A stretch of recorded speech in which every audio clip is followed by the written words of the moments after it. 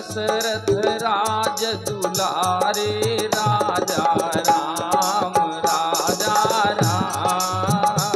जय दशरथ राज दुलारे राजा राम राजा राम।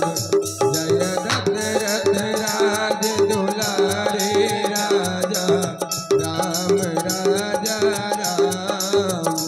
रघुनंदन अवध बिहारी सीताराम सीताराम। रघुनंदन अवध बिहारी सीताराम सीताराम। रघुनंदन अवध बिहारी सीताराम सीताराम।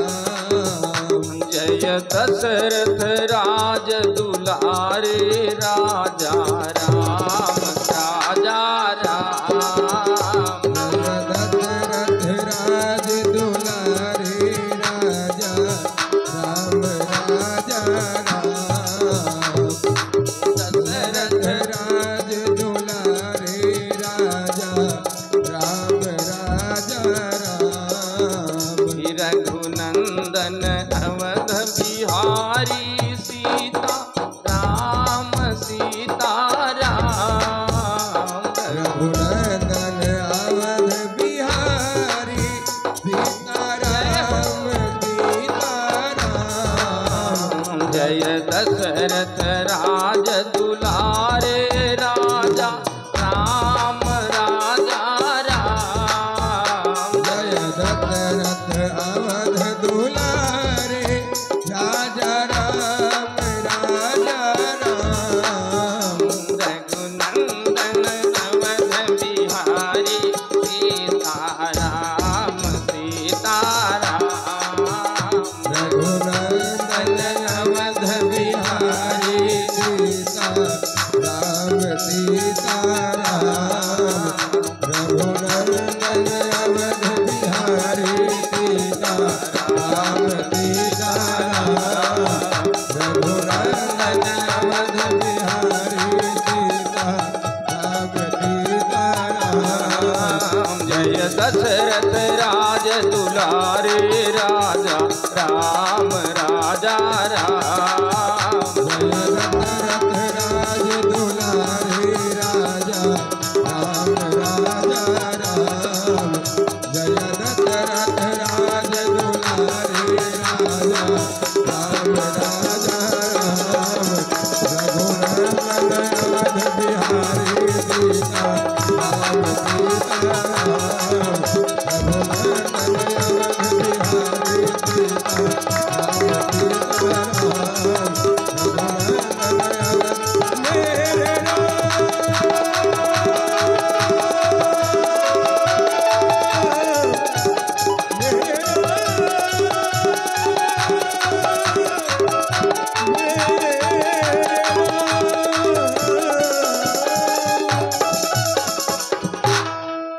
बोलो श्री सीताराम नाम महाराज की परम आदरणीय सृजन संस्था के माननीय अध्यक्ष पांडे जी, बिल्कुल लक्ष्य के समक्ष आपके चिर परिचित जाने पहचाने पुराने अपनी ही विभूत में विराजमान परम आदरणीय उपाध्यक्ष जी, संचालन कला में पूरी तरह निपुण एवं दक्ष माननीय संचालक जी, संस्था के समस्त गणमान्य सदस्य, जिनके भगीरथ प्रयास से प्रतिवर्ष आपको इस पवित्र धरती पर श्री राम कथा मंदाकिनी में अवगाहन करने का शुभ अवसर प्राप्त होता है। गायन वादन की कला में पूरी तरह प्रकृति में भी हलचल मचा देने की स्थिति में पूरी तरह समर्थ हमारे समस्त संगीतज्ञ बंधु, यांत्रिकी विशेषज्ञ माननीय चौबे जी, श्री राम कथा के रस रसिक सदगृहस्थ सद्भावुक अभिन्नात्म स्वरूप महिमा मंडित गरिमा मंडित श्रोता व्यक्तित्व, जिनसे स्थल गौरवान्वित हो रहा है, सीता सावित्री गार्गी मैत्रेयी अनुसुईया की पावन परंपरा में अनुप्राणित अर्चनीय वंदनीय श्रद्धामयी ममतामयी करुणामयी देवियों तथा भारतीय आशा के केंद्र बिंदु परम स्नेह भाजन प्रिय बच्चों, काम तो चाहे जितना बढ़िया करिए महाराज, क्रिटिसाइज करने वालों की कमी थोड़ा ही है समाज में। हाँ, कितना भी बढ़िया काम करिए। और कुछ लोगों को तो भगवान इसीलिए पैदा करते हैं धरती पर कि जाओ और तुम सबकी केवल निंदा ही करो। हाँ, हमारे गांव में एक सज्जन थे, अब नहीं है,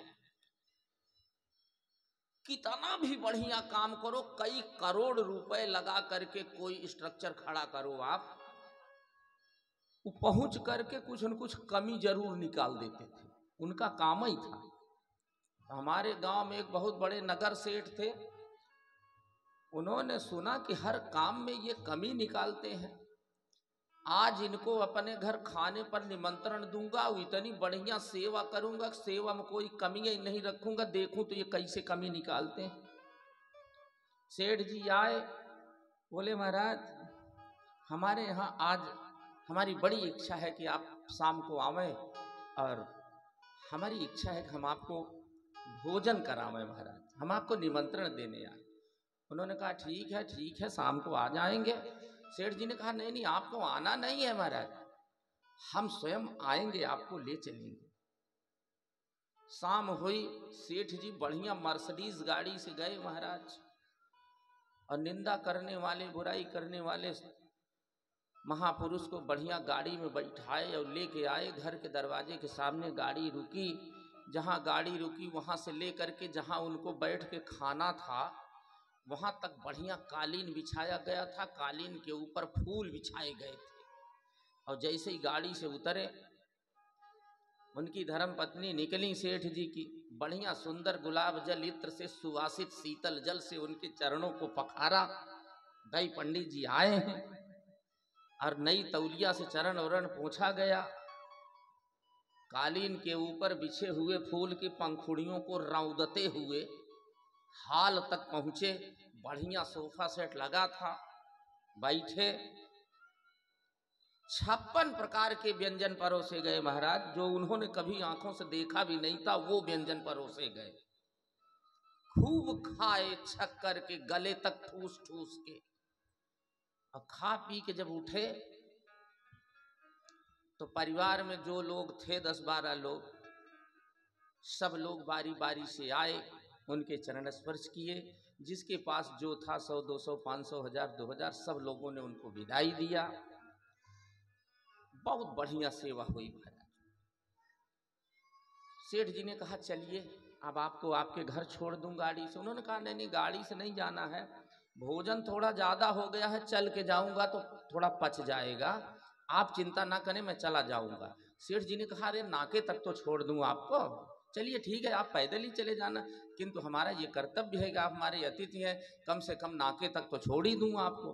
पूरे परिवार के लोग नाके तक आए उनको छोड़ने, सारे लोग उनके फिर से चरण स्पर्श किए। सब लोग जब चले गए तो उन्होंने कहा कि अच्छा भैया सेठ जी चलता हूँ, जय सीताराम, बहुत बढ़िया दिव्य भोजन आपने कराया। तो सेठ जी ने पूछा जरा पूछूं कि सेवा में कोई कमी तो नहीं थी। तो सेठ जी ने कहा अच्छा पंडित जी सेवा में कोई कमी तो नहीं थी। उन्होंने कहा कमी तो कुछ ना नहीं, लेकिन इतनी सेवा ठीक ना ही होत। गजब गजब के लोग हैं महाराज, सोचा। तो कुछ लोगों को भगवान केवल निंदा ही करने के लिए पैदा करते इस धरती पे, क्या करेंगे महाराज, ऐसे लोगों का क्या उपाय, कुछ नहीं कर सकते महाराज। जिसको प्रकृति ने जैसा बना दिया है ना, उसमें कोई परिवर्तन कोई कर ही नहीं सकता। क्यों? क्योंकि nature is perfect maker, nature can not make a thing which can be imperfect which own से। प्रकृति पूर्ण रचयिता है अपने आप में। प्रकृति ने जो वस्तु जिस व्यक्ति को जैसे बना दिया वो वैसा ही रहेगा, लाख प्रयास कर डालो आप, कुछ भी होने वाला नहीं है महाराज। इसलिए ऐसे लोगों से सावधान, हमें अपना काम नहीं रोकना है, हमें अपनी सोच नहीं बदलनी है। जिसके लिए भगवान ने उन्हें पैदा किया वो अपना काम कर रहे हैं, हम लोग अपना काम करते रहें।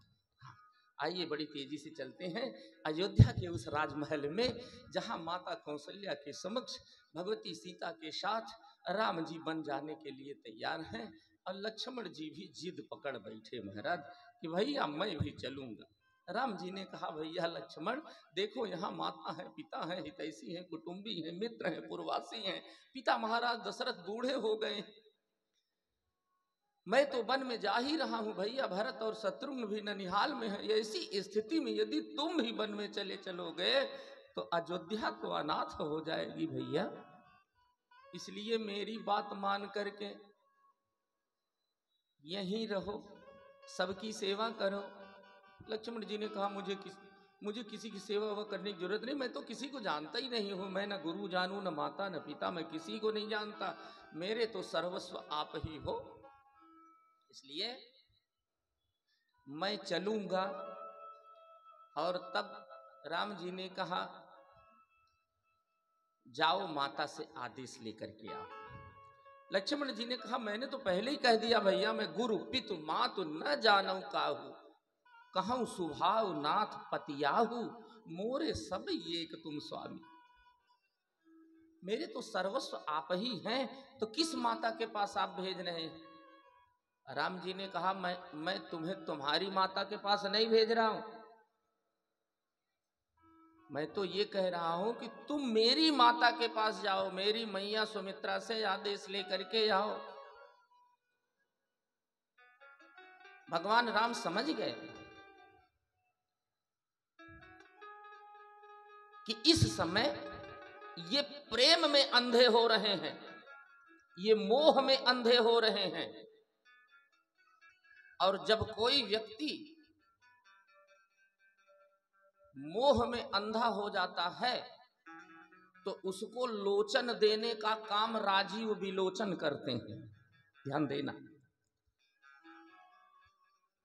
कोई व्यक्ति सांसारिक मोह में अंधा हो गया हो तो उसको नेत्र कहां से मिलेंगे? नेत्र देने का काम कौन करता है? नेत्र देने का काम गुरु जी करते हैं, गुरु।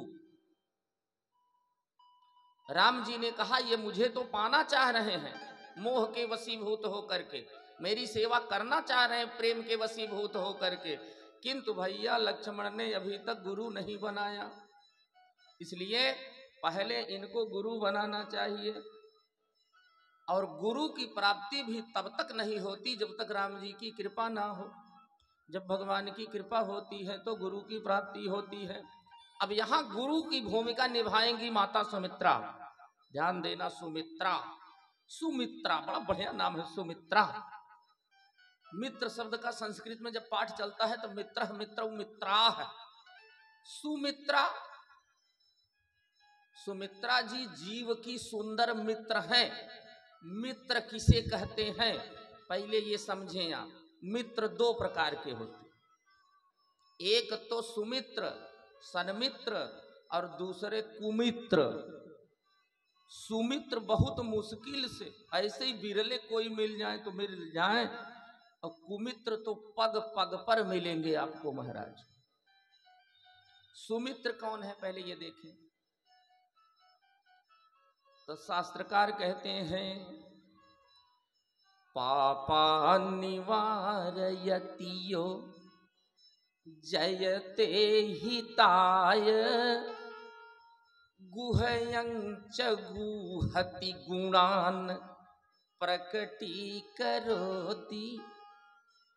आपदगतं च न जहाति ददाति काले सन्मित्र लक्षणमिदं प्रवदन्ति संतः। क्या बढ़िया बात है। शास्त्रकार कहते हैं पापान निवारयतियो जयते हिताय, आपको पाप के मार्ग से हटाकर जो पुण्य के रास्ते से जोड़ दे, जो सन्मार्ग से जोड़ दे, गुह्यंच गुहत गुणान प्रकटी करोति, समाज में जो आपके भीतर से भीतर छुपे हुए दोष को न देख करके आपके गुण को ही प्रकट करे, आपद गतं चैन जहाति ददाति काले, विपत्ति काल में जो कभी आपका साथ न छोड़े, कंधे से कंधा मिलाकर आपका साथ दे।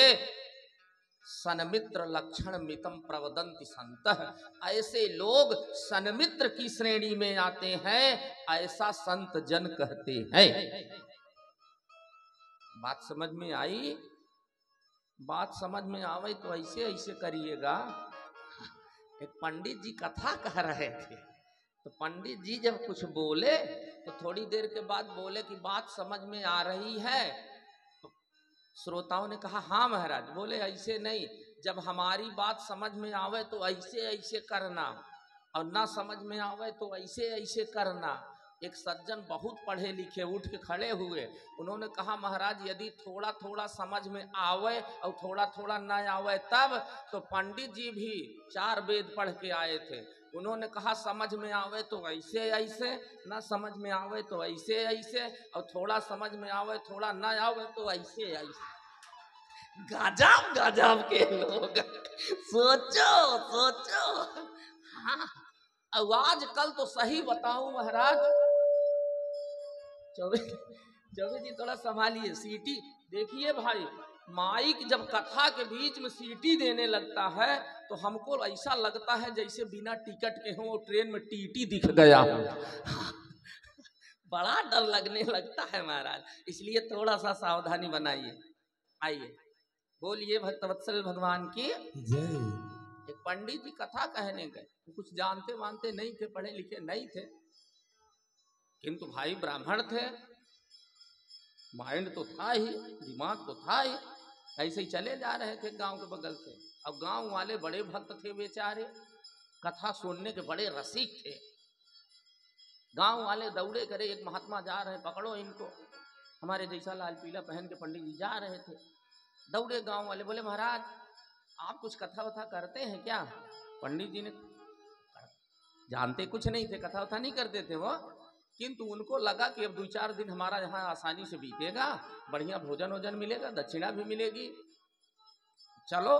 बोले हाँ हाँ हाँ कथा ही करता हूँ मैं, केवल कथा ही करता हूँ, यही तो मेरा काम है।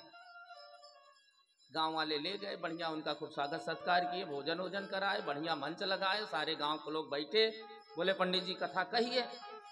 तो प्रायः वक्ताओं का एक स्वभाव होता है, मैंने देखा है कि जब कुछ बोलने को होगा तो उनका एक जैसे ठेका टाइप का होता है कि तो बात समझ में आ रही है ना, तो लोग बोलते हैं हाँ हाँ महाराज। तो जैसे उनको कुछ आता जाता तो था नहीं, 1-2 श्लोक बोले, मंगलाचरण किए। अब कुछ कथा कभी कहे हों तब तो कह पावे, तो बोले कि हाँ बंधुओं आप लोग समझ रहे हो ना? तो सारे श्रोताओं ने कहा हाँ महाराज। बोले जब सब लोग समझ ही रहे हो तो आप लोगों को कथा सुनाना ही बेकार है, चलो आरती करो। अब उस दिन आरती हो गई।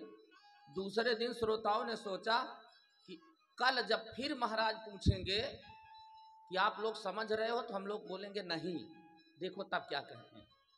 तो दूसरे दिन फिर पंडित जी बोले मंगलम भगवान विष्णु मंगलम गरुड़ध्वज। बोले अच्छा हाँ भैया, तो बंधुओं आप लोग बात समझ रहे हो ना? तो श्रोताओं ने कहा नहीं महाराज। बोले जब कुछ समझते ही नहीं आप लोग तो आप लोगों को समझाना ही बेकार, चलो आरती करो। कथा हो गई आज की। तो तीसरे दिन फिर श्रोताओं ने निर्णय लिया कि यार एक काम करो, आज यदि महाराज जी पूछेंगे कि समझ रहे हो, तो आधे लोग कहना हाँ, आधे लोग कहना नहीं, देखो तब क्या बोलते हैं महाराज। पंडित जी फिर तीसरे दिन हलवा पूड़ी खा के बैठे हैं, फिर मंगलाचरण किए। बोले तो हाँ माताओं बहनों बंधुओं श्रोताओं आप लोग समझ रहे हो ना? तो आधे लोग बोले नहीं, आधे लोग बोले हाँ। पंडित जी ने कहा एक काम करो, हमें ऐसा लग रहा है कि आधे लोग समझ रहे हैं आधे लोग नहीं समझ रहे हैं। श्रोताओं ने कहा हाँ महाराज। बोले तो एक काम करो, जो आधे लोग समझ रहे हैं वो जो नहीं समझ रहे हैं उनको समझा दें, चलो आरती करो। गजब गजब के लोग, स्थिति है महाराज। हाँ, तो आजकल तो सही पूछो तो वक्ताओं की बाढ़ सी आ गई है भारतवर्ष में, जिसको देखो वही वक्ता। और खास करके भागवताचार्य तो इतने निकल गए भारतवर्ष में, पूछो भागवत का भ नहीं पता है, what is the mean of भ, भ किसे कहते हैं। भागवत माने क्या होता है नहीं पता, भागवताचार्य है लिख के घूम रहे हैं, एक पेशा हो गया है, बेच रहे हैं शास्त्रों को, 4 छठ भजन 10-20 श्लोक 10-20 चौपाई याद कर प्रवक्ता हो गए। क्या है ये सब? पहले पढ़ो, शास्त्रों का सिद्धांतों का अनुशीलन परिपालन करो, विद्वान ब्राह्मण गुरु श्रेष्ठ माता पिता के चरणों में बैठ करके पहले सीखो, तब शास्त्र समझ में आते हैं महाराज। जब भजन गा के दक्षिणा लेनी है तो कोई बात ही नहीं, चलो। तो ऐसे बहुत से लोग हो गए हैं संसार में, तो ठीक है जैसे भी हैं जो भी हैं, कम से कम सनातन धर्म का प्रचार कर रहे हैं, यही बहुत बड़ी बात है हमारे लिए। लगे हैं वो अपने कामों में, किंतु केवल प्रचार ही मत करिए, प्रचार के साथ साथ कुछ हृदयंगम भी करिए, कुछ अर्जित भी करिए। जब आपके पास कुछ रहेगा तब तो समाज को कुछ दे पाओगे, कुछ रहेगा ही नहीं तो क्या मतलब महाराज। इसलिए आवश्यक है पढ़ना लिखना, बड़ों के साथ बैठ करके कुछ सीखना। आजकल तो लोग बुजुर्गों के साथ बैठने ही नहीं चाहते महाराज, नहीं बैठोगे कहां से मिलेगा। तो नेत्र की प्राप्ति कहां से होती है, दृष्टि कहां से मिलती है? तो गोस्वामी जी बोले श्री गुरु पद नख, श्री गुरु पद नख मणि गण ज्योति, मणि गण ज्योति मणि गण ज्योति, मणि गण ज्योति, मणि गण ज्योति, सुमिरत दिव्य दृष्टि हिय होती, हो तुमिरत दिव्य दृष्टि होती, सुमिरत दिव्य दृष्टि होती। श्री गुरु पद नख, श्री गुरु पद नख। क्या बात है। कलवा से हमारे कुछ मित्र आए हैं और ये लोग हमारे बहुत अच्छे मित्र हैं पांडे जी। अभी आइए भाई जयप्रकाश भाई, आइए इधर आइए आप भगवान के बहुत अच्छे भक्त हैं महाराज। ये एक ऐसे व्यक्तित्व हैं, ये गोरखपुर से हैं, ये बिलोंग करते हैं, कलवा में रहते हैं, और आप ऐसे विलक्षण व्यक्तित्व हैं महाराज, इन्हें पूरा श्री रामचरितमानस कंठस्थ है। ये साधारण व्यक्तित्व नहीं है महाराज, इनके लिए जोरदार ताली बजाइए। और यही नहीं, 12 वर्ष तक मैंने इनके भी सानिध्य में रह करके कुछ सीखा है मानस। ये हमारे गुरु भी हैं एक प्रकार से महाराज, ये साधारण व्यक्तित्व तो नहीं, ये देखने में बहुत साधारण है किंतु है नहीं ये साधारण। निश्चित रूप से भगवान की अलौकिक कृपा इनके ऊपर है, और ये आए हमें बड़ी खुशी हुई महाराज। बोलिए भक्तवत्सल भगवान की जय। तो भगवान ने सोचा कि जब व्यक्ति मोह में अंधा हो जाए तो ऐसे अंधे व्यक्ति को, आइए इस तरह, बोलो आनंद कंद भगवान की श्री राम जय राम। श्री राम जय राम जय जय राम, श्री राम जय राम जय जय राम, जय हो विघ्न हरण हनुमान, जय हो विघ्न हरण हनुमान, श्री राम जय जय राम, जय हो विघ्न हरण हनुमान, श्री राम जय राम जय जय राम, श्री राम जय राम जय जय राम, श्री राम जय राम जय जय राम। बोलिए भक्तवत्सल भगवान की जय। भगवान के जब सच्चे भक्त दिख जाते हैं महाराज तो अनायासेन एक आंतरिक सी खुशी होती है। बहुत बढ़िया लगा आप आए, ये हमारा सौभाग्य है महाराज। आइए, भगवान ने सोचा प्रेम में अंधे हो रहे हैं, और जब कोई व्यक्ति मोह में अंधा हो जाए, प्रेम में अंधा हो जाए, तो उसको दिव्य दृष्टि की आवश्यकता होती है, उसे दृष्टि चाहिए। और दृष्टि कहाँ से मिलेगी? तो गोस्वामी जी ने कहा दृष्टि तो गुरुदेव भगवान ही दे सकते हैं। श्री गुरु पद नख मनि गण ज्योति सुमिरत दिव्य दृष्टि ही होती। दलन मोह तमसो प्रकाशु बड़े भाग उरे आवै जासु। उघर विमल विलोचन ही के मिटहि दोष दुख भव रजनी के। तब सूझहि रामचरित मनि मानी के। भैया अब आप बैठ गए सामने, हमें चौपाई बोलने में डर लग रहा है महाराज कि कहीं कोई त्रुटि ना हो जाए। बोलो आनंद कंद भगवान की। क्या बढ़िया बात है। भगवान की प्राप्ति तो तब होती है जब गुरुदेव भगवान के माध्यम से दिव्य दृष्टि मिल जाए महाराज, तब भगवान दिखते हैं।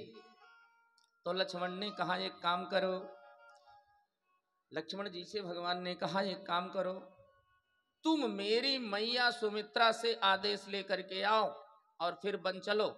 अब देखो जैसे ही लक्ष्मण जी सुमित्रा जी के पास आए, अभी तक तो वो अंधे थे, आंखें नहीं थीं, किंतु जैसे ही सुमित्रा जैसी गुरु उन्हें मिली,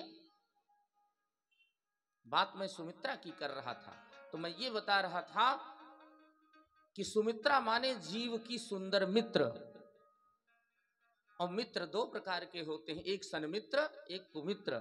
सन्मित्र मैंने बताया पापान निवारयति यो जयते हिताय गुह्यंच गुहति गुणान प्रकटी करोति आपद गतं चन जहाति ददाति काले सन्मित्र लक्षण मिदम प्रवदंति संत। अब कुमित्र कौन है जरा ये भी सुन लो। कुमित्र, कुमित्र की भी बड़ी बढ़िया परिभाषा गोस्वामी जी कहते हैं, आगे कह मृदु बचन बनाई, आगे कह मृदु बचन बनाई, आगे कह मृदु बचन बनाई। पाछे अनहित मन कुटिलाई, पाछे अनहित मन कुटिलाई, पाछे अनहित मन कुटिलाई। जाकर चित अहि गति सम भाई, जाकर चित अहि गति सम भाई, जाकर चित अहि गति सम भाई।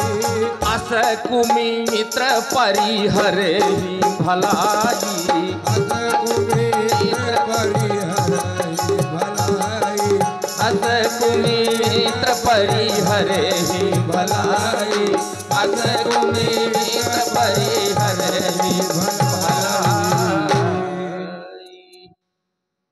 सामने तो खूब मीठी मीठी बात, और जैसे ही 2 समोसा खाए, चाय पिए, घूमे, गजब बेवकूफ बनाया यार इसको। देखो 50 रुपया खर्चा करवाया ना।